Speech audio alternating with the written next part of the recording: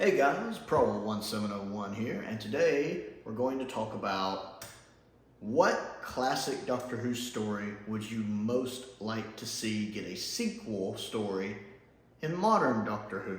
So just maybe a story from classic Who you really like that you'd love to see somehow come back in modern Who. For me, it's Fury from the Deep.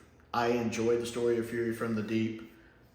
The animation's pretty awful for it, which the animation for it is very hard for me to sit through. I don't like that animation style.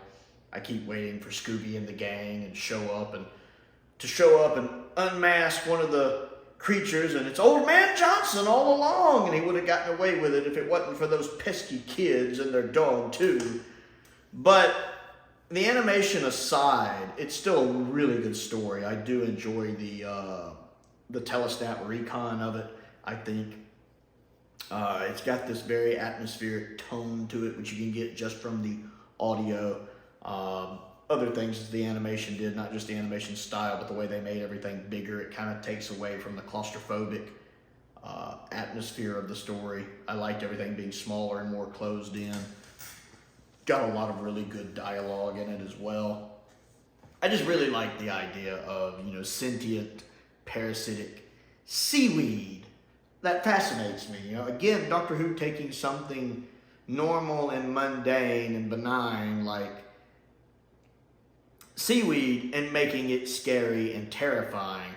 I love that. And I would love to see that come back in modern Who, where again, they could be on like an oil station, or they could be in an underwater lab or underwater base station, whatever. And again, the seaweed gets loose. And this could be one of those episodes where the Doctor's not really in it much, like Blink or something. That way, nobody knows what's going on, and it's just slowly getting more terrifying, and the Doctor maybe shows up at the end. Or it could just have the Doctor in it, and it takes him a while to figure out what's going on, because we know the Doctor doesn't have the best memory at times. Sometimes it takes him a while to recall stuff. He's got so much going on in his head. He needs a thicker head, a bigger head, like he says in the library two-parter. That it takes him a while to realize, oh wait, it's the parasitic seaweed again.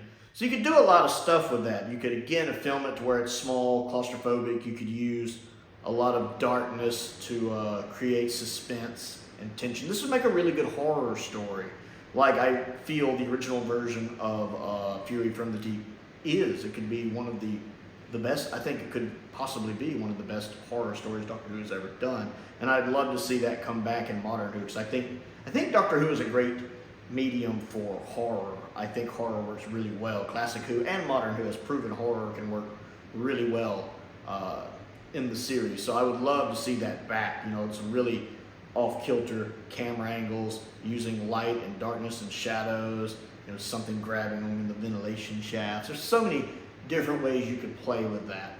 So if there's one story that I'd like to get a sequel in classic Who, it's definitely Fury from the Deep. I would love to see modern Who take on that concept of parasitic seaweed controlling and manipulating people, and just all the things you could do with that personally.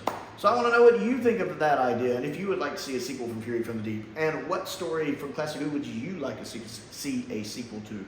So comment down below and let me know. Other things to do, click the like button and the subscribe button and the bell for notifications so you never miss out on another video. I am trying to reach 1,000 subscribers in 2023, so I would certainly appreciate any help with that if you enjoy my content. I also have a Patreon.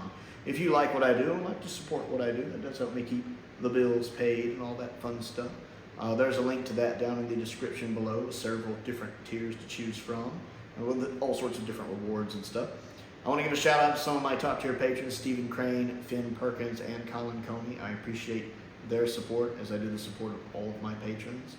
I also have a P.O. box if there's anything you would like to send me to look at and review, as well as a link to my Amazon wish list is down there as well. Most importantly though, thank you for watching.